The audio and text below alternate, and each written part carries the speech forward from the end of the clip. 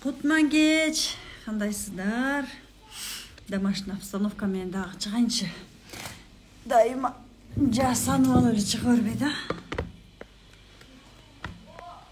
Азыр 1 саат ровно сиздер менен түз эфирде болом. Андан кийин мен өзүм дагы билим алганга жөнөйм. Жүзүн академияда да азыр сабак болот. Саат 11-де. Ошол жака барам сабакка. Кандайсыздар? Мен кандай кылып атам?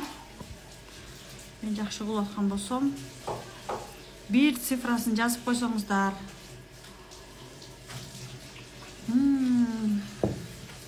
Кандайсыз? Сонун рахмат. Давайте сурооңуздарды бериңиздер, сиздер менен бүгүн баарлашкым келди. Саламатсызбы? Мен сизге жолуккум келет, кантип жолуксам болот? Мындай да, эми бизде кандай десем, атайын мындай өзүнчө жолукканга көбүнчө менде убакыт жок болот. Эмнеге анткени мен биринчиден эл менен көбүнчө курстарды алып барам.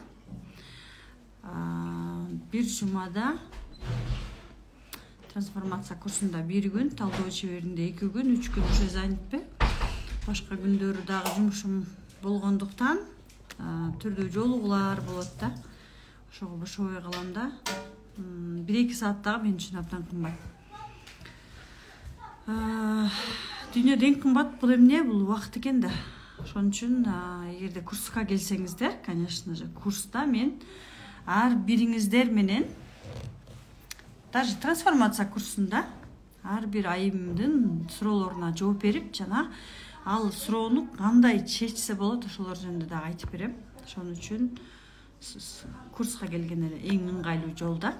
Ал жакта жөн гана сурооңуздарга жооп албастан, ошол нерсе менен кантип иштесе болот. Мисалы, баламдын ден соолугун кантип иштейм деген суроо болгон болсо, мен сиздерге кече жакында эле жаздым, кызымдын температурасы түнкү саат, ана мен эфир өткөрдүм саат 8-ден 10-го чейин 2 саат. Саат 7-лерде 40 температурасы 39,6, почти 40 болчу. Эфир өттүм, дары берип коюп эфир өттүм, дары берип бүткүчө да температурасы түшкөн жок. Анан бүткөндөн кийин кызым уктап кетти, жанында келип отуруп кучактап отурсам. Практика жасадым. Себебин гана билбестен, биз дароо практиканы колдонсок, ошол нерсени чечип кетсек болот да. Дароо практика жасап, кызымдын полесине кирип, поле деп коет бизде, полени түшүнсөңүздөр керек. Ким түшүнөт поле дегенди жазсаңыздар, ким адамдын полесин түшүнө алат. Поле деген эмне? Мисалы, кванттык поле, да, биополе, торционное поле, ар ким ар түрдүү айтат да. Кызымдын полесине кирсем, кызымда ушунчалык корккон сезимдери бар экен да, ушунчалык коркуп атам. Апамды жоготуудан коркуп атам, анткени мен 1 күн мурун эле барыңыздар билесиздер. Жолугушууга барам, мен эртең жолугушууда болом деп айтып аткам да. Анан кызым, пожалуйста, апа, чогуу бир жерге баралычы, экөөбүз чогуу паркка баралычы, кафеге баралычы, чогуу отуралычы, я хочу быть с тобой дей берет да. Анан иштесем, көрсө кызымда страх бар экен. Ошол страхты иштедим, көрсө ал страх менден өткөн страх экен, менин ошондой страхым бар экен. Эң таң калыштуусу, мен ал страхты апамдан алган экенмин да. Апама бердим, кызымдан алдым, апам бердим. Ишенесиздер, туура эми биз баягы биринчи жардам бизге көп учурда керек болот. Кызымдын температурасы түшпөгөндүктөн практика жасадым, бирок поликлиникага бардык. Дарыларды жаздырып алдык. Келип бердик. Эртеси уже всё. Бир жолу парацетамол иштик. Келер мен антибиотик берип койдум. И все, эртең менен баштап уже температура болгон жок да, кайра көтөрүлгөн жок. Ошо менен бир күндө эле оорубузду жеңдик. Анткени биздин менин ичимдеги программа кызыма дароо өткөн. И кызым ошо менен менин көңүлүмдү өзүнө бурдурган да. Практика менен иштеп койсок дароо жок болуп кетет. Ошол сыяктуу мен практикаларды дароо көрсөтөм. Сонун дейт. Ага, рахмат. Так. Ким торционное поле, биополе дегенди түшүнөт. Балдардын ангинасы тез кайталайт, эмнеден дейт. Эгерде постоянно бул жака келген, мени тааныган болсоңуздар, эгерде биринчи коштуп жатсаңыздар, мен кванттык психологмун да. И менин да балдарым бар. Балдарым кичинекей. Эң чоңу 5-класс, андан кийинкиси 2-класс, андан кийинкиси 6 жашта. И үчөө тең, үчөөндү тең менде ушундай түрдүү программалар бар болчу. И эң кичинекей баламда ангина постоянно кармачуу. Ангина канча жашынан башталды? 3 айлыгында болуш керек. Ушу 3 айлыгынан эле баштап биз ооруп баштаганбыз. Ошондо ангина деп башталган да. 3 айынан башталды. Ошо менен кийин кулагына өттү. Бирок мен ал кезде психологияны көп деле түшүнө бербейт элем 2017-жылда. Ошол методикага келгенден кийин иштеп баштадым. Ага чейин биз ай сайын кайталанчу бизде ангина. Ай сайын Кудайдын куттуу күнү. 2018-жылы мен Швейцарияда иштетип жүрдүм. И ошондо дагы балам ай сайын ооруп калат. Мен баламдын ооруп калганы үчүн үйдө турам. Антибиотик берем, айыктырам. Апама жөнөтөм. Сайда тиги иш жаап койчу. Ошо менен баламды мындайча айтканда антибиотикке баламды тойгоздум да. Курсагым по полной программада ойлогом да, эми болду эми. Анан мага көп жактан айтышты, болду балаң айыкпайт. То есть ангина боло берет. Баланын бул жакта бир жерин алдырыш керек. Анан ангина барып жүрөккө таасир берет. И жүрөктөн порок сердцага айланат. Анан эмне айланайын, эми укмуш да, последствиясын айтсачы. Медицинада түпкү причинасы менен иштешпейт да. Медицинада симптом менен эле иштей берет да. Просто ошондой илим да, булчу илим. Бул методикада, бул жакта Саида Мисирова, сиздин сурооңуз болуп атпайбы? Оң тарабыңыз менен көрөк ушунчалык мындай айтылбаган бир бук, ушундай бир сезимдер бар экен да. Себеби мен адамдар менен сүйлөшүп атканда ошол адамдардын полесине кирем да, көбүнчөчү. Бизде методика ушундай.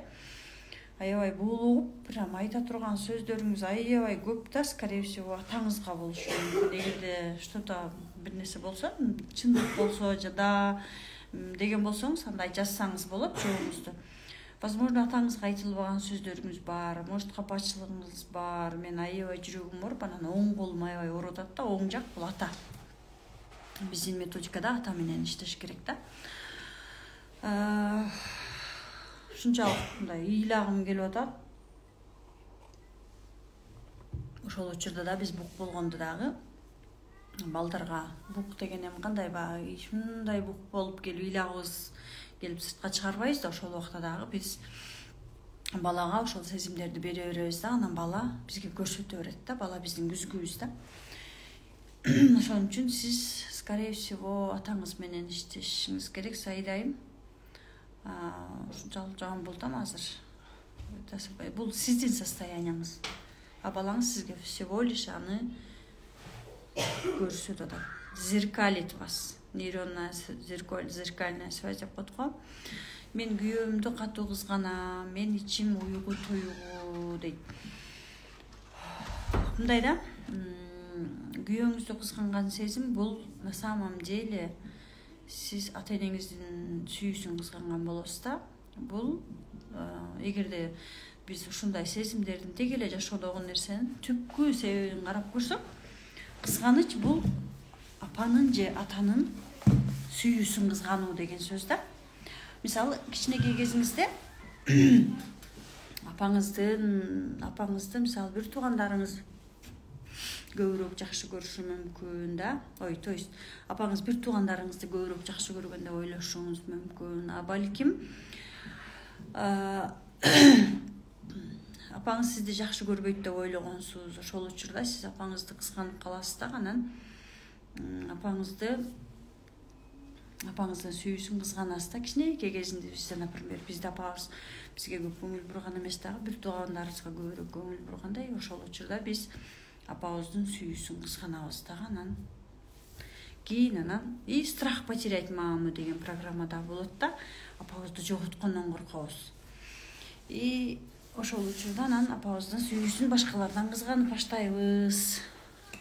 Ошон үчүн анан күйөөм мага караганда башка кыздарды же башка аялдарды жакшы көрүп кетпесин деп эле кызгана беребиз. Мисалы апабыз менен чогуу жашадык кичинекей кезибизде. Себеби дегенде биздин нейрондук байланыштар, программалар биз 5 жашка чейин түзүлөт. Анан ошол фундаменттин негизинде биз жашоодо жашайбыз да. Кичинекей кезибизде апаңыздын сүйүүсүн кызгансаңыз, апаңыз кийин сиз чоңоесуз, апаңыздын ордуна жолдошуңуз келет да. Актерлор алмашат да, мындайча айткандачы. И точно эле ошондой апаңызга кандай сезим болсо, күйөөңүзгө деле ошондой сезим боло берет. Ошон үчүн апа менен иштеш керек да, балалык менен иштеш керек. Онлайн разбор канча турат жана канча убакыт разбор болот? Мен өзүм разбор жасабайм азыр. Мен кайсы учурда жасайм разборду? Атайын бизнес сопровождение менен келишет. Мисалы, чоң суммадагы бизнестери барлар да. Мисалы миллиондон ашык, 10 миллион, андан көп чоң суммалары болсо, алар бизнес сопровожденияга келишет. Кандай? Именно ошол бизнестерин көтөрүү үчүн да. Биз ал жерден дароо договор кылабыз. Мисалы миллион максат коюп келсе да, 50% мага берет. 500 000. Мен ошол 500 000ди алам дагы, пока ал адам миллионго чыкканга чейин, мисалы кирешеси 200 000 деп коелу да, айына киреше таза прибыль. Кирешеси 200 000 болсун. И миллионго чыккысы келип атат дейли, 5 эсе да. Биз ошонун үстүнөн иштей беребиз, пока миллионго чыкканга чейин иштей беребиз. И мага именно ошол миллионго чыкканга чейин эле уже төлөй берет. 500 000ди бөлүп төлөй берет. И миллионго чыккандан баштап биз же токтотобуз, же дагы миллионду 3 миллионго же 5 миллионго чыгарып, и дальше иштешип кете беребиз да. Мындайча айтканда бул целое сопровождение. Анткени бизнес разборго тиешелүү дагы абдан чоң программалар бар да. Бирок ошол бизнес сопровожденияга чейин, бирок мен дайыма сунуштайм, трансформация курсун сөзсүз окуңуздар. Эмнеге? Анткени курста негизги фундамент, негизги түшүнүк бар. Бул методика абдан терең методика, үстүнөн эле жылмалай берген методика эмес. Анткени баарыбыз тең эле билебиз, абдан көп методика бар, психологиялык, алар бүт эле үстүртөн эле жылмалай беришет. Мындайча айтканда, какашканы пудра менен эле какашканын үстүнө пудра сөбөрөт, какашка все равно эмне кылат? Воняет да. Ошол сыяктуу эле көпчүлүк методикаларда ошондой үстүнөн эле иштей берет, түбүн албайт. Именно тамыр менен иштей турган методика бул методика. Ошон үчүн сөзсүз түрдө мен курсту өткүлө деп айтам да, сөзсүз түрдө. Бизнес разборго келгендерге, конечно же, мен белекке берем ал курсту. Ошон үчүн жеке разбор менде жок. Тем более бир жолу разбор жасабайм. Анан бизнес разбор наставничество деген бар. Ал жакта өздөрүнүн разбор жасаганды үйрөтөм, жана жасап берем да, жасаганча эле үйрөтө берем. Талдоо чебери курсум бар. Ал жакта дагы разборду жасап берем, бирок ошо көрсөтөм, өздөрүнүн разбор жасаганды үйрөтүп коем. Себеби менин негизги максатым сиздерди менден көз каранды кылгым келбейт да. Анткени менден көз каранды болгон адам постоянно разборго постоянно келгиси келе берет. И мен баарына убагында разбор жасай албайм. Мисалы сизге бүгүн разбор керек, мен сизге бүгүн жасай албайм. Эртең сизге уже ал нерсенин кереги жок болуп калышы мүмкүн. Ошон үчүн бүгүн чече турган нерсени бүгүн чечип алыш үчүн өзүңүз эле разбор үйрөнүп алсаңыз, өзүңүз эле разбор жасай берсеңиз болот. Мисалы биздин талдоо чебери курсундагы эже айтып атат да, бүгүнчү кызым мектепке баргысы келбей, аябай капризничать этип, окугусу келбей, ыйлап аткан дейт да. Анан талдоо чеберинде окуп уже разбор жасаганын билип калды да. Анан разбор жасасам дейт, атасы аябай жумушунан түрдүү көйгөйлөр болуп, нерв болуп аткан дейт да. Көрсө атасынын ошол жумушундагы нерв болуп аткан состояниясы кызга өтүптүр дагы, кызы мектепке баргысы келбей аттыр. Элестеткиле, биздин абалыбызды биздин балдарыбыз бизге көрсөтө берет. Анан разбор кылып койдук дейт. Азыр дейт подружкаларын үйгө алып келип, жыргап, ойноп, эми сон болуп калды. Чындыгында өтө сон методика экен. Любой момент, вот айттым го мен бүгүн чече турган нерсени бүгүн чечип алганыбыз жакшы да. Анан Заткан Жусупова барышым керек эле, же дагы башка мастерге барышым керек эле деп отурбай, дароо өзүңүздөр каалаган учурда, мисалы разборду любой нерсеге жасай берсе болот. Ден соолукка, балдарга, акчага, жумушка, бизнеске, жашоодо эмне болсо бүт баарына жасай берсе болот да. Ошон үчүн разборду үйрөнүп алыш керек. Мен разборго барат элем, баасы канча дейт. Разборго азыр эле жооп бердим, мен жеке кабыл албайм. Эгерде бизнесиңиз болсо анда бизнеске жасап берсем болот, бирок анда дагы сопровождение менен болуш керек да. Же талдоо чеберине келсеңиз болот, бирок биринчи трансформация, мисалы трансформация курсу бизде 20 октябрда башталган, бүгүн 23-ү, эртең акыркы катталууга 40 күн эртең токтойт. Анан буюрса кайра андан кийин анан талдоо чеберине өтүп, өзүңүзгө разбор жасаганды үйрөнүп алсаңыз болот. Так, өтүм орут бул эмнеден? Ата жакка тиешелүү экенин билем дейт. Көбүнчө айтышат да, өт бир эле ата жакка тиешелүү болбойт, себеби дегенде өттө в основном таш чогулуп атат, таш. Бул таш деген бул кандай? Биз адамдар эмоционалдуу болобуз, бирок ошол эмоциябызды чыгарбайбыз. Чыкпаган эмоциябыз бизде келе берет, ичибизге катыла берет, калып кала берет. Анан эмне болуп чыгат? Бир күнү таш болуп катый беребиз. Анан өтүбүзгө таш топтолот. Ал үчүн эмоция менен иштешиңиз керек. Атайын эмоцияга арналган практикалар бар бизде. Ошолорду жасасаңыз болот. Эгерде биздин жандуу тренингтерге барып калсаңыз, именно ошол жакта мен атайын эмоцияга арналган практикаларды жасатам. Кыскасы, өт бул эмоцияга тиешелүү, эмоцияңыз менен иштешиңиз керек. Биз көбүнчө кичинекей кезибизден ыйлаба, сүйлөбө болду, нары кара, үнүңдү чыгарба, каяктагын айтпа, айтып атасың, болду, сүйлөбө, басыл деген сөздөрдү, тыюуларды көп укканбыз да. Ошон үчүн биз дагы деле жашоодо адамдардын айтканына жооп бере албай эле, ичибизден көп нерсени сыртка чыгарбай эле, эмоциябызды көрсөтпөй, ыйлай турган жерде ыйлабай келатабыз да. Ошон үчүн дагы биз ушундай денебизди ошентип кыйнай береткенбиз. Так, мен түшүнөм. Поле боюнча айтып атышасыздар, Мен башынан баштап эле катар суроого жооп берип кетип атам. Так, бүгүн бизде өзүңүздөр билгендей эле Фарида Карбосовага разбор жасадык. Чындыгында аябай сонун болду разборлор. Текке чейин барып келдик. Андан кийин талдоо чеберине келип, талдоо чебери курсунда разбор жасадым. Ал жакта эң кызыгы биз эмнеге жасадык? Биз предназначенияга разбор жасадык. Предназначенияга разбор жасасак, мындайча айтканда, предназначение деген эмне? Бул биздин сүйгөн жумушубуз да. Мындай экен да, өзүнүн жумушуна барам дейт, заказчыга айтып атат да, окуучум айтып атат да. Бирок ошол жумушумду дагы көргүм келбейт. Мындайча айтканда, эч нерседен рахат албай атам дейт да, жашоодон рахат албай атам дейт. Биз көрсөк, апасын өтүп кеткен апасын кой бербей эле, фокустун баардыгы өтүп кеткен апасында, энергиянын баардыгы ошол жакта.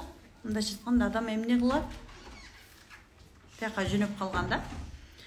Ошон үчүн жашоонун рахатын көрө албайт.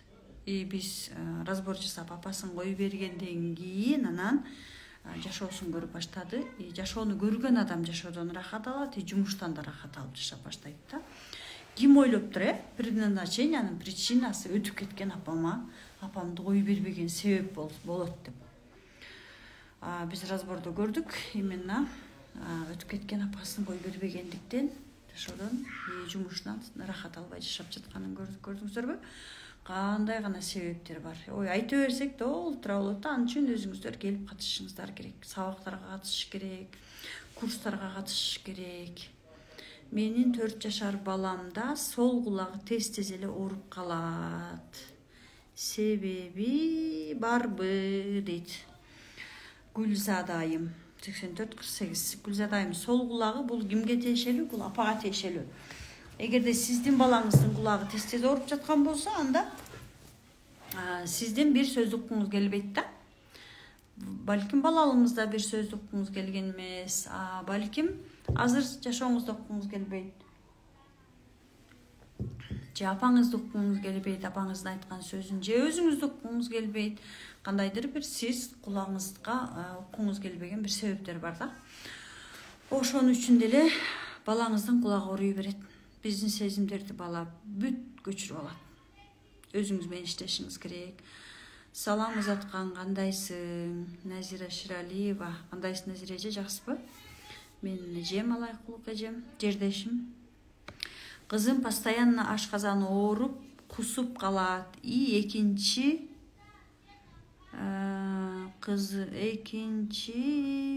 жакшы окулбай атат. Булар эмнеден?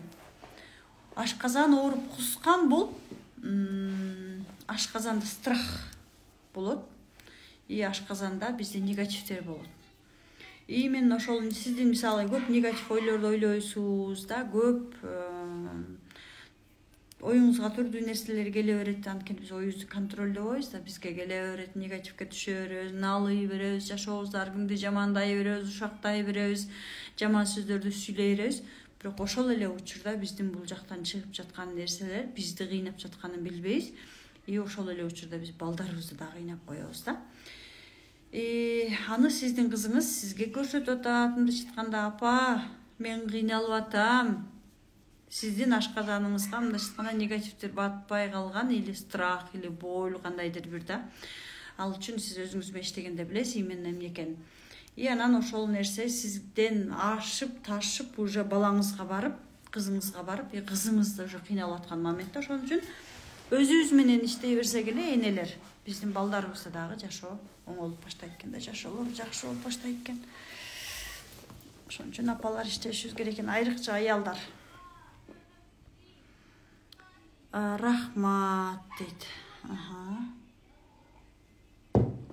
Сайдайым.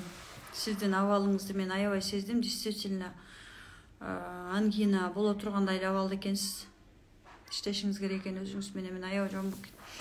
Так, Мерхан Апызова.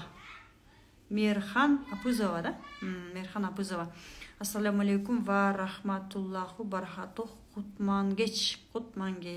Саламатсызбы? Менин да балдарым тез эле жөтөлө берет. Мен өзүм да ошондоймун. Жөтөл боюнча айта турган болсом, мен ошондой болчумун. Жөтөл менден калган деп айтсам болот. Себеби дегенде мен кайсы жылы 2000 эмес, мектепти бүткөн жылы 97-жылы аябай катуу ооруп калдым. 97-жылдын этегинде. Прям больницага чейин жаттым да. Анан ошондон баштап менде хронический бронхит болуп оорудум. Анан жайбы, кышпы, күзбү, жазбы, ушунчалык эшикти жай саратан 40-50 градус болуп атса дагы мен ооруп калчумун да. Именно жөтөлүп калчумун. Каяктан шамал болот, каяктан шамал тиет. Москвада иштеп жүргөндө поезд өтүп кетсе деле, электричка өтүп кетсе деле жөтөлө берчүмүн да. Ошондон эле күчүп кетчү меник. Такыр айыкчу эмесмин. Канчалаган методикалар менен иштедим, психология менен. Антибиотик иштейм, сүт ичип, айлап, жылдап сүт ичип атып арам айыкчумун да. Не сүт иччүмүн? Обычный эле магазинден сүт алып, мёд менен ичип жүрчүмүн. кайра эле кармап калат, ошентип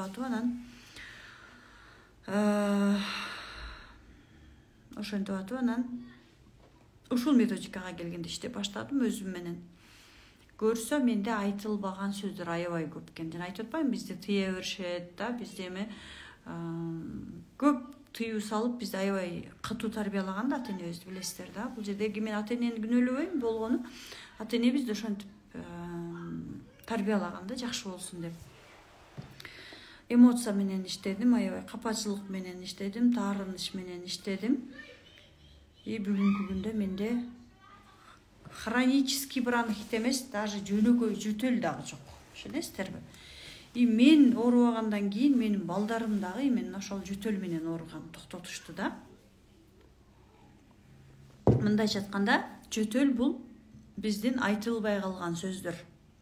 Ошолор менен иштеш керек. Алардын баардыгы биздин курста бар. Трансформация курсунда разбор жасаганды үйрөтөсүзбү дейт. Трансформация курсунда разбор жасаганды үйрөтпөй, ал жакта үйрөтөм да, ал жакта мен диагностика жасап, бирок практикалардын жардамы менен иштегенди үйрөтөм, бирок аябай терең, прям терең иштеген разборду үйрөтпөйм. Анткени ал жакта невозможно. Программа убакыт 1 ай, да? И үлгүрбөйбүз да, ал жакта просто үлгүрбөйбүз. Ал эми трансформация курсунда как положено офлайн 8 саат, эртең менен 11ден кечки саат 7ге чейин отуруп алуу, офлайн офисте өзүм отуруп алып үйрөтөм.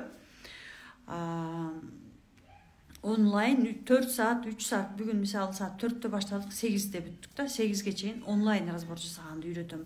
Прям өздөрүнө полный айтып, көрсөтүп, берип, анан кайра өздөрүнө жасатам да. Трансформацияда мен мини разбор жасаганды үйрөтөм.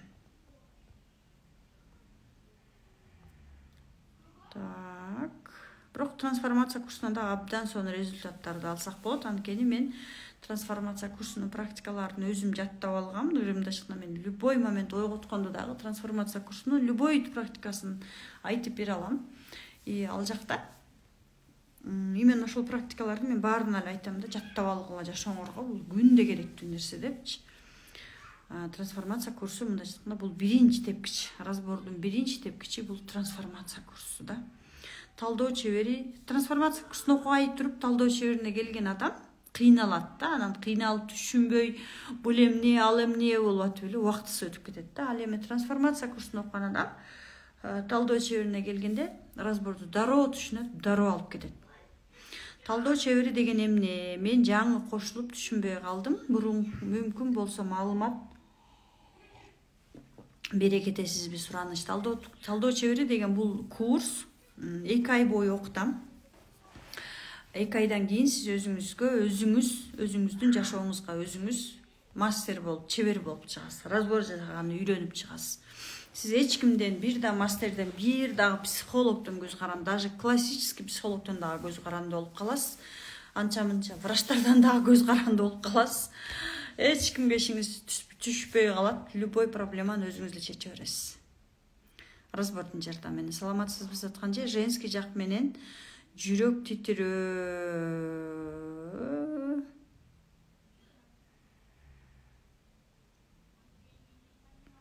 Кимге таандык болот окшойт да?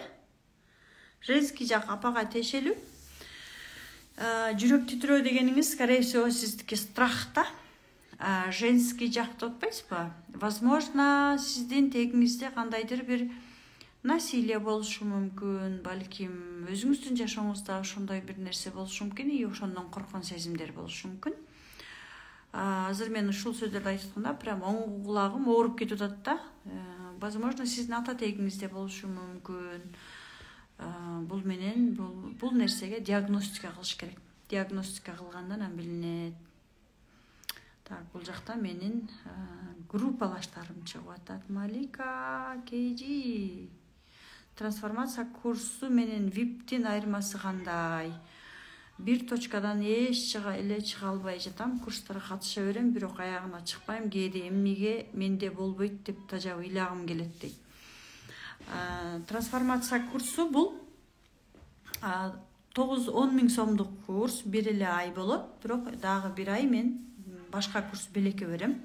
ал жакта өзүңүз эле бир ай өзүнчө өз алдынча бир ай бүткөндөн кийин дагы бир ай өз алдыңызча мындайча айтканда почти 2 айлык курс да, 2 айлык курс максатыңыз менен иштейсиз жана өзүңүздөгү бардык блоктор менен иштейсиз. Бизде блок деген эмне? Блок деген бул именно бизди максаттарыбызга жеткирбей жаткан ортодогу тоскоолдук. Дал ошол тоскоолдуктардын бардыгы менен сиз трансформация курсунда жетишерлик терең иштей аласыз. Уже биринчи тек, экинчи тек, үчүнчү тек менен иштей аласыз. Андан кийинкисин сиз как положено уже терең иштеш үчүн разбор жасашыңыз керек да. VIP деген дал ошол. VIP деп сиз кайсы жактан алып атасыз? Бизде VIP деген нерсе жок. Бизде талдоо чебери деген нерсе бар. Талдоо чебери деген курс бар. Трансформация курсун окуп бүткөндөн кийин сиз талдоо чеберинин курсуна жазылсаңыз болот. Мына 25-нде токтойт трансформация курсуна катталуу. 25-нен баштап 25-ноябрга чейин окусаңыз, 25-нде бүтөт трансформация курсу, кайра 1-декабрь уже талдоо чебери курсу башталат. Ал жактан сиздер өзүңүздөр мастер болуп чыгасыздар. Менде пока мүмкүнчүлүк бар, мен өзүм онлайн, офлайн жандуу алып баратам. Андан кийин уже талдоо чебери дагы онлайнга өтүп кетиши мүмкүн. Себеби дегенде мен уже андан кийинки курстарды дагы жандуу алып барышым керек да. Ошон үчүн азыр трансформация курсуна катышып, кийинки талдоо чеберине катышсаңыздар, сиздер артта калбай кетесиздер. Себеби дегенде буюрса мен продюсерим Кундуз Таштанова экөөбүз пландап атабыз. Декабрь, январь талдоо чеберин окутсак, февраль дем алып алып, кайра мартта уже экинчи уровеньге өтүп, экинчи талдоо чебериндегилерди эле кайра кийинки курска алып өтүп кетебиз да. Алар биз менен чогуу кете беришет, артта калышпайт. Значит, бүгүнкү ийгилигин эртеңкиге калтырбайт. Ошон үчүн ойлонбой трансформация курсуна азыр келсеңиз болот. Саламатсызбы жаткан айым, разбор канча болуп жатат дейт. Менин разборум 150 000 турат. Бир разборум 150 000 турат. 2 саат, 3 саат разбор жасайм. Всё, 2-3 сааттык консультация разборум 150 000 турат. Бирок 150 000ду төлөгөнгө көп адамдар өздөрүнүн уруксат бере албайт да. Төлөй алат, бирок өздөрүнүн уруксат бере албайт. Анын ордуна мен ошон үчүн ошол эле андан дагы арзан суммага өзүңүз разбор жасаганды үйрөтөм. Ал үчүн сиз албетте чечим кабыл алып, биринчи трансформация курсунан баштасаңыз болот, андан кийин талдоо чеберине келсеңиз болот. Трансформация менен талдоо чеберинин айырмасын айтып коюңузчу дейт. Трансформация курсу бул 9 000дик негизги фундамент, талдоо чебери уже андан да терең өзүңүзгө жана өзүңүздүн жакындарыңызга разбор жасаганды үйрөнө турган курс. Ал уже разбор деген уже чоң разборлорду прям текке кирип алып, прям тек дегенде бизде мындай да.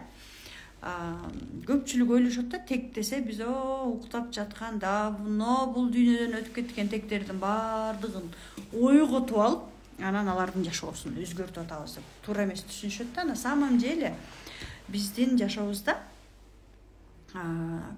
кванттык Кудайдын кудурети деп эсептейм да. Кудайдын кудурети ушунчалык бизге адамдарды ушунчалык коргош үчүн бизге кванттык поле түзүптүр да. Мисалы бизди ата-энебиз бул жашоого алып келди, бирок алар бул дүйнөдөн кетип калды. Да, өтүп кетти. И биз кантип жашап кетебиз? Что биз жашап кетиш үчүн да бизге Кудайым именно ошондой поле түзүптүр дагы. И ошол полеге ата-энебиздин программасын, ата-эне тегибиздин программасын киргизип коюптур. Именно ошол поледеги калган маалымат, мисалы мен азыр 43-кө чыктым, менин 43 жашка чейинки жашоомдогу бүт бардык маалымат менин полемде сакталат экен. И ошол эле маалымат менин балдарыма дагы өтөт экен, мен төрөгөндөн кийин. Оужан. Зарядка берейинби? И мен бул дүйнөдөн өттүмбү, өтпөдүмбү? Балам менден алыспы, менден жакынбы? Дал ошол менин полемдеги маалыматтар менин баламды коргоп жүрөт экен да, мындайча айткандачы. Выживать этишибиз керек. Адамдардын негизги максаты биз выживать этишибиз керек. Мисалы биздин балабыз Америкада деп коеюн. Мен жанында эмесмин да, баламдын жанында эмесмин, балам жашаш керек, балам өзүнүн жанын сакташ керек. Ошол үчүн да мен өзүмдүн полемен эле мен Аллаху акбар, Кудай, балам аман эсен жүрсүн, жакшы жүрсүн деп омин кылып койсом, ал балама жетип атпайбы? Кантип жетет ал нерсе? Дал ошол менин полем аркылуу балама автоматически передается, поле аркылуу. Поле деген ал аралыктан көз каранды эмес экен. Муну окумуштуулар уже изилдеп чыгышкан. Америкада жүрөбү менин балам, Японияда жүрөбү, же менин жанымда отурабы, эч кандай көз карандысыз доли секунды балага жетет экен бул маалымат. Баламда баардыгы жакшы болот экен, мындайча айтканда. Мен балама жардам бере алат экенмин, өзүм эле үйдө отуруп эле. Мен бул дүйнөдөн кеттимби? Мен бул дүйнөдөн кеткеним менен мен дайыма тиленем да, балам бактылуу болсун, жакшы ой менен да, жакшы сөздөр менен. Балам бактылуу болсун, балам өмүрү узун болсун деп балама көп жакшы сөздөрдү айтамбы? Полемде калып калды. Ошол эле сөздөр менин баламдын полесине барат дагы, ал дагы балама действие берет. Балам Кудайга шүгүр жакшы жүрөт да, мен өзүм бул дүйнөдөн кетип калсам дагы. Денем кетти, душам кетти, мээм кетти. Энергетическое поледе эмне калат? Маалымат калып кетет. Ошон үчүн информационное энергетическое поле деп коет. Бул энергетическое полени бүгүнкү күндө окумуштуулар далилдеп 22-жылы Нобелевская премия алышкан. Биз ошол эле нерсени азыр талдоодо көрүп атабыз, разбордо көрүп атабыз. Кудайдын кудуретине таң калып атабыз. Аны көргөн адам, келип фигура болгон адам, өзүнө разбор алган адам гана түшүнө алат. Аны көрбөгөн адамдар ар нерсени айта беришет. Кыскасы өтө сонун методика. Мен жан дүйнөмдө тынчтык жок, жашоом, жумушум кызыксыз, кыжаалатчылык кайнап жатат дейт. Значит, сиздин полеңизде көптөгөн сизге кереги жок программалар бар. Кереги жок программа дегенде кандай түшүнсө болот? Мисалы, сиз аябай акчалуу болгуңуз келип атат да. Ушунчалык акчалуу болгуңуз келип атат, бай болгуңуз келип атат, сонун жашоодо жашагыңыз келип атат да. Бирок сиздин ата тегиңизде, же эне тегиңизде бир акчанын айынан жабыркаган адам болгон. Мисалы, бай болду деп коелу, бай болду, ал адамды тоноп кетти. Же кыйын болду, ал адамды өлтүрүп кетти. Же бай болду, байлыгын алып салды, жабыркады. Айлыктын, акчанын айынан. Ал адамда эмне деген программа калат? Страх. Деньги — это боль. Акча бул страдание. Акчалуу болсоң, адам страдать этет экенсиң.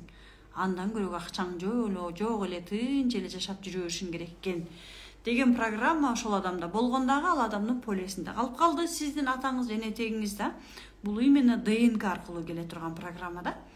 Сиз бүгүн уже акчалуу болгуңуз келип атат. Кечээ мурдагы күн эле, мисалы 2-3 тегиңиз мурун эле, где-то 100 жыл мурун сиздин тегиңиз акчалуу болгон, бул жаман экен десе, сиз бүгүн акчага жетпей атасыз.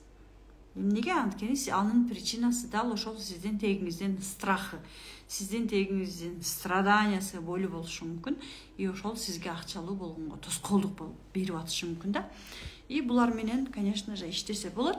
Анткени мен өзүмдүн жолдошум менен, өзүмдүн иним менен, жана бизнес разбор насаатчылыгындагы окуучулар менен иштегенде ушундай программалар менен аябай терең иштедик, аябай терең көрдүк. 100 миңден миллионго, миллиондон 3 миллионго, 5 миллионго акырындан уже чыгып башташты. Ошон үчүн сиз, конечно же, өзүңүз менен терең иштешиңиз керек. Балам 11 жашта, атасын тааныбайт, азыр сөз укпайт, келечеги кандай болот деп ойлой берем, жалгыз өстүрүп келем. English Teach 00. English Teach 00. Балаңыз 11 жашта болсо, атасынын энергиясына муктаж. Сөз укпаганынын себеби, сиз сөз укпаган учурда гана көңүл бурасыз, ошон үчүн сөз укпайт. Сиздин мен сөз укпасам, апам мага көңүл бурат экен дейт да. Именно сиздин көңүл бурган нерсеңизди жасайт. Жалгыз өстүрүп келем дегениңиз туура эмес. Өзүңүз, сиздин жолдошуңуз менен болгон мамилеңиз сизге гана тиешелүү. балаңызды атасы менен тааныштырыңыз, атасы менен катташтырыңыз. Ошол гана сизге жардам берет. И өзүңүз менен, конечно, иштеңиз, терең иштеңиз, хорошо? Ошондо гана сизде баары жакшы болот. Кантип үйүбүздү тезден сатсак болот. Көптөн бери өтпөй жатат. Демек, үйүңүздү кой бергиңиз келбей жатат. Кандайдыр бир нерсе байлап, мындай кармап турат да. Ал үчүн диагностика кылыш керек. Эгерде диагностика кыла алсаңыз, диагностика кылыңыз, болбосо курска келиңиз. Саламатсызбы? Менин уулумдун кожасы кургап, бир нерселер чыга берет. Ангина, буту ооруй берет.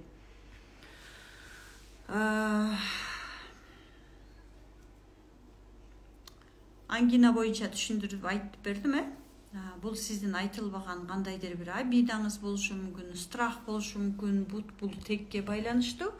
Ал эми кожасынын кургай бергени, бул суусундуктун жетишпегени да кургаган. Демек, тектен келе жаткан кандайдыр бир нерсе, программа, жана биздин полиоз деп атпаймынбы?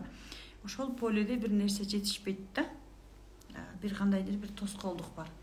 Ал үчүн иштеш керек. Только иштеш керек, только диагностика гана көрсөтөт ушул нерсени. Мисалы, менин кызымдын 2015 кызым. 2018, 17, 18, 19 ушул жылдары кызымдын беттери кургачу да. Мына көзүнүн асты кургап, прямо страшно кургап кетчү да. Анан биз мына эки көзүнүн асты. Анан немеге барчубуз? Анан колдору кургачу. Колдору кайсы жагы? Мына жери кургап кетчү да. И кожаныйга бардык, дерматологторго бардык, жанагындай дарыларды алдык, майздарды сүйкөдүк, эмне гана кылган жокпуз. Мындай кылып список дары жазып берет. Аны алып келебиз, ичиребиз, кандайдыр бир убакыт өткөндөн кийин дагы башталат, дагы алып барабыз, дагы ичебиз, дагы сүйкөйбүз. Иши кылып жүдөй берчүбүз да. Анан мына психологияга мен именно ушул методикага, атак 18-жылда келгенмин психологияга, бирок 18, 19, 20, 21, 4 жыл бою мен мастер-кит методикасы менен жана андан башка дагы көптөгөн методикалар менен окудум. Бирок кызыма жардам бере алган жокмун, балдарыма жардам бере алган жокмун, себеби мен терең иштебептирмин да, азыр ойлоп көрсөмчү. Ал эми ушул методика менен иштегенден кийин өзүмдүн жана полемди деп атпайм, мен полемди тазаладым да, тектериме ыраазычылыгым менен бердим. Кереги жок программалар, атайын ушундай практикалар бар, разборлор бар бизде.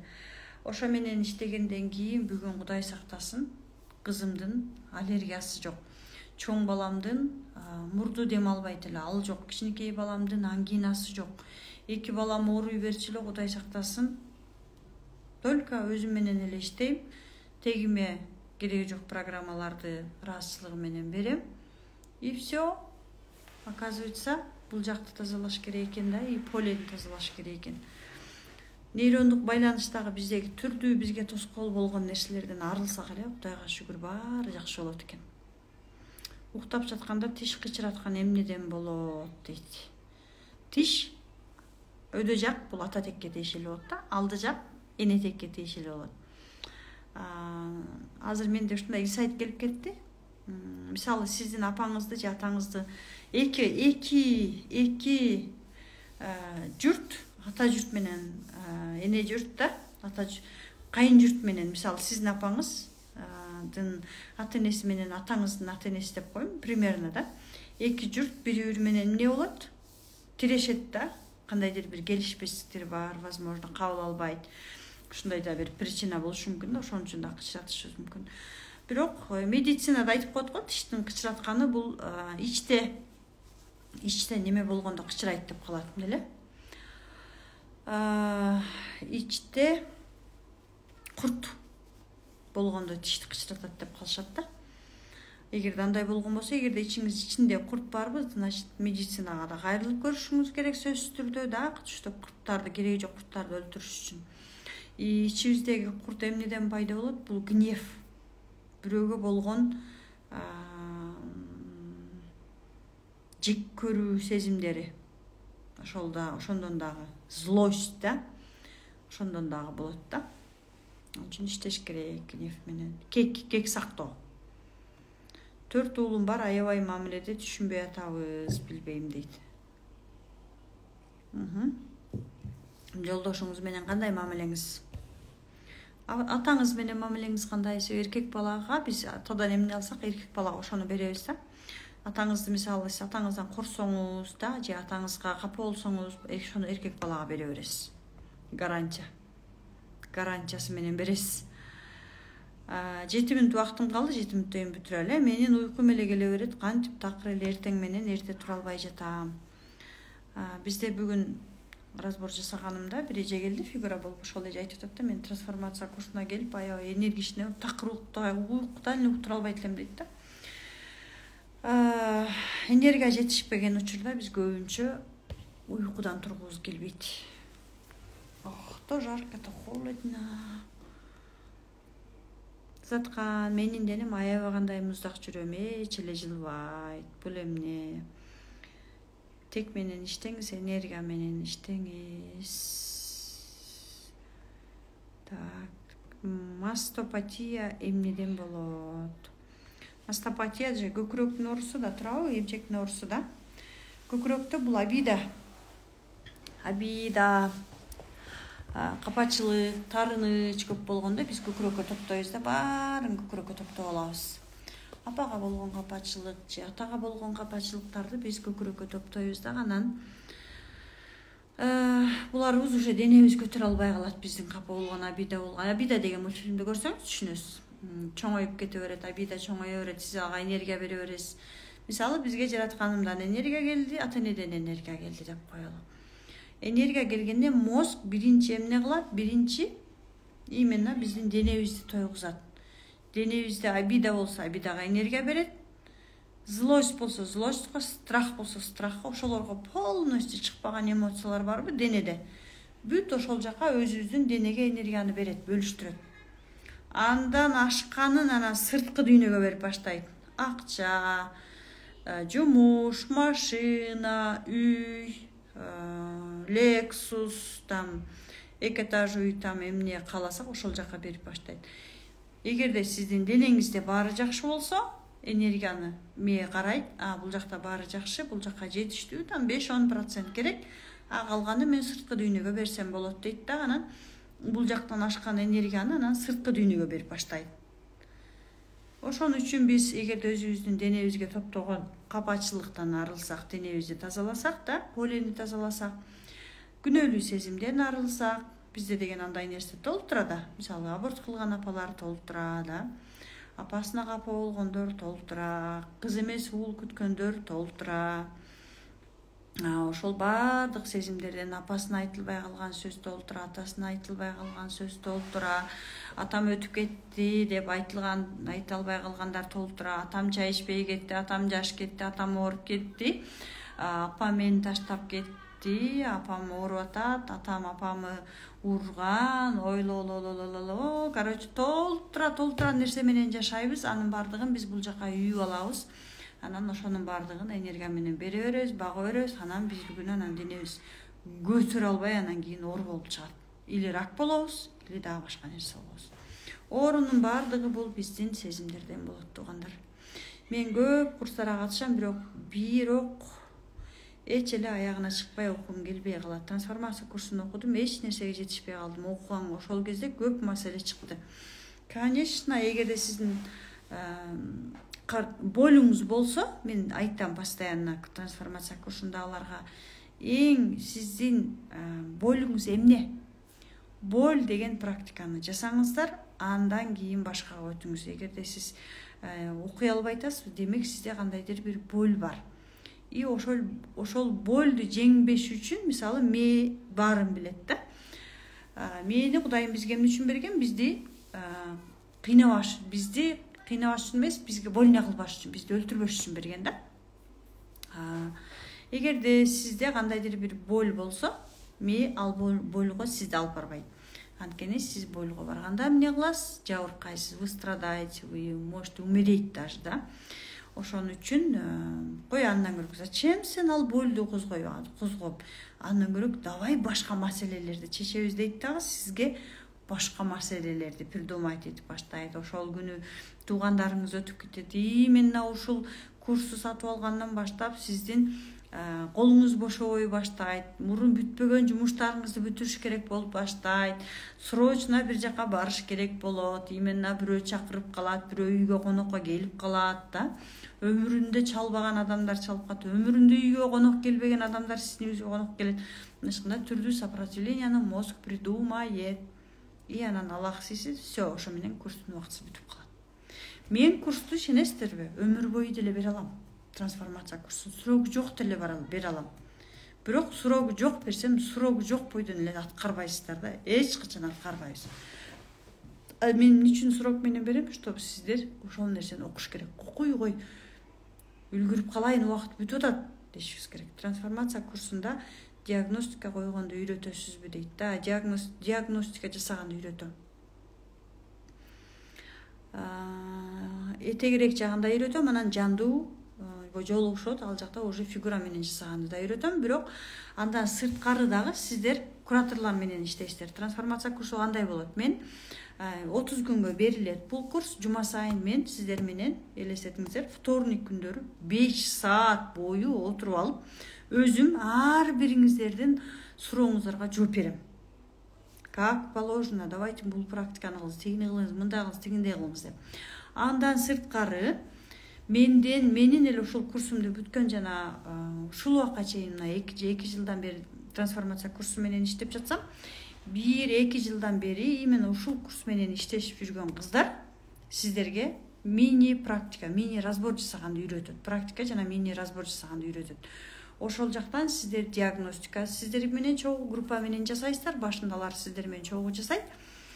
И разбор, мини разбор жасайсыздар сиздер куратордун жардамы менен. Анан кийин курс бүткөндөн кийин деле, мисалы менде азыр көп трансформация 8, 9, 10 ошол күндөгү группадагы кыздар дагы деле группа менен чогулуп алып, бири-бирине диагностика, мини разборлорду жасай беришет жана ошентип атып эле жашоолорун сонун кылып өзгөртүп алган айымдар абдан көп. 10 000 сомдон ешкандай эч нерсе эмес. Эч нерсеге татыгыз да. Татыбай эле калат. Так. Трансформациясызбы, диагностика жасайсызбы азыр дейт. Жок, азыр диагностика азыр суроолорго жооп беребиз. Курска онлайн жазылат элем. Эгер саат 10дон башталса, курс и так эле онлайн. Менин директиме жазыңыз. Курска жазылуу үчүн менин директиме жазылып, телефон номерлериңиздерди калтырсаңыздар, сиздер менен менин кураторлорум байланышып, сиздерди курска каттайт. 24 саат гана убакыт калды трансформация курсуна. 24 сааттан кийин катталуу токтойт. Андан кийин мен анткени эртең вторник күнү эртең уже мен 2-чи модулду берем. Ошон үчүн эртерээк катталыңыздар. Болгону 24 саат гана калды. Эгерде сиздер бул курска келсеңиздер, жашооңуздарды эң сонун кылып өзгөртүп алсаңыздар болот. Саламатсыңарбы? Жолдошумдун эч нерсеге көңүлү жок, иштен кетем дейт, ооруп да катат, эмнеден акча тапса берекеси да жок, сразу жок болот, кредит ала беребиз, эмнеге экенин билбейм. Бул биринчиден сизге тиешелүү жагы да, сиздин атаңыз кандай адам болгон, сиздин атаңыз кандай алсыз болгон, кандай программалар менен жашаган, то есть кандай акча тапкан, кандай иштеген, ошондон да болот. Эгерде сиздин апаңыз дайым атаңыз жөнүндө сенин атаң мындай акча таппайт, сенин атаң тигиндей дей берген болсо, сиздин күйөөңүз дагы сиздин апаңыздын күйөөсүнө окшош болот. Мындайча лоялдуулук деп коет муну. Бул бир, экинчиден күйөөңүздүн улуктугун кабыл алыңыз, эркектигин кабыл алыңыз. Күйөөңүзгө мисалы бала чагында ата-энесинин вниманиясы жетпесе деле, сиздин вниманияңызды алыш үчүн деле ооруп атам, мынтип атам, кыйналып атам, тигинтип атам дей берет. Ал үчүн сиздин күйөөңүз дагы өзү менен иштеш керек.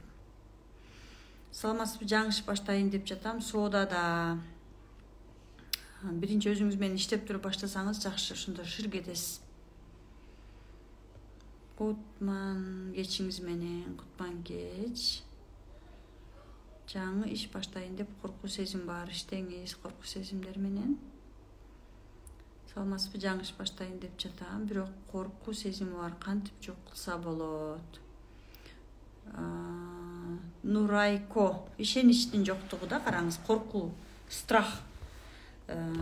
Страх менен иштешиңиз керек. Болбойт деп баштасаңыз, жумушуңуз чындыгында болбой калышы мүмкүн. Ошон үчүн болбойт эмес, болот деген эмне керек? Өзүңүзгө уверенность, ишенич керек. Ишенич болуш үчүн кыздардын самооценкасын атасы көтөрөт да. Мисалы, сизге атаңыз, "О, менин кызым, молодец, менин кызым" деп турган болсо, анда менин кызым колунан баары келет, "О" деп турса, анда сиз өзүңүзгө ишенесиз. Көбүнчө байкасаңыздар, папина дочкалар өзүнө аябай ишенет, алардын колунан бүт келет да, мындай любой нерсени даң алып жасап кете берет. Мен дагы, мен папина дочка эмесмин, бирок мен чоң атамдын кызымын. Аябай чоң атамдын кызы болгон үчүн жашоомдо мен любой нерсени коркпой алып жасай берем. Себеби эмнеге? Анткени эркектерде болот да күчтүү энергия. Чоң атамдын күчтүү энергиясын алгам. Ошон үчүн болуш керек деп ойлой берем да. С вами было приятно. Бутум ооруйт дейт, сол тарап апаңыз менен иштеңиз. Так, бир сыйра карап өтүп кете берейин. 3-1 тууганбыз, бирок апам бирибиз жок болсок, бири-бирибизге жамандап, ынтымагыбызды бузуп, өзүн актап, өзүн элге жакшы көргүзө берет. Эмне себеп? Ошон үчүн дагы жырым келет, апамды жаман көрөм. Карыса дагы дейт. Значит, она хочет ваше внимание, сиздердин көңүлүңүздөрдү өзүлөрүнө бурдура берет. Ол апаңыздын улуктугун кабыл алыңыз, апаңызды өзгөртө албайсыз. Кутман кечиңиз менен жатканча курс качан башталат жана канча сом. Трансформация курсу уже башталды. 24 саат гана убакыт калды.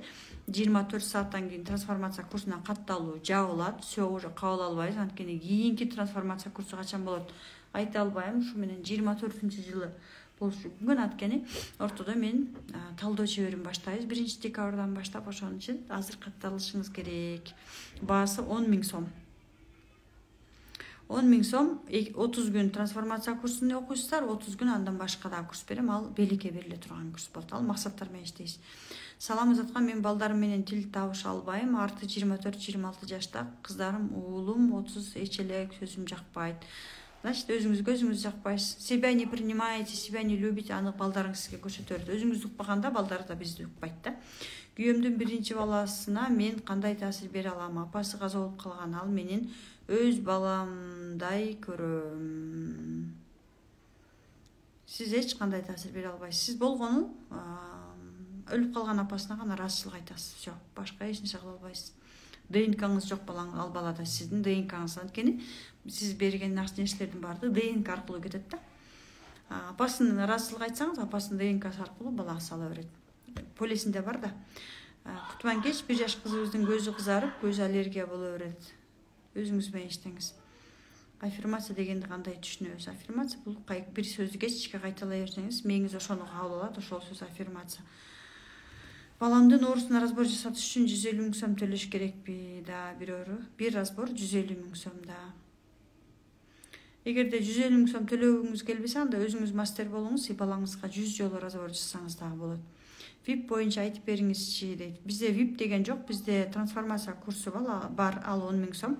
Андан кийинки тепкичте талдоо чебери курсу бар. Анын баасы боюнча немеге жазсаңыз, менин директиме жазсаңыз, сизге менин менеджерлерим жазып толук маалымат беришет. Саламатсызбы эже, курс качан башталат? Курс башталды. 24 саат гана калды, жабылат курс. Курс 20 октябрда башталган. Салам эже, 7 айлык кызым бети кызыл болуп, аллергия эч эле кетпейт. Значит, вы что-то себя не принимаете, скорее всего, да. Мунун причинасы дагы башка болушу мүмкүн, ал үчүн диагностика кылыш керек да. Мисалы, бизде трансформация курсунда диагностика бар, келип окуганча диагностика жасасаңыз болот. Жакшы.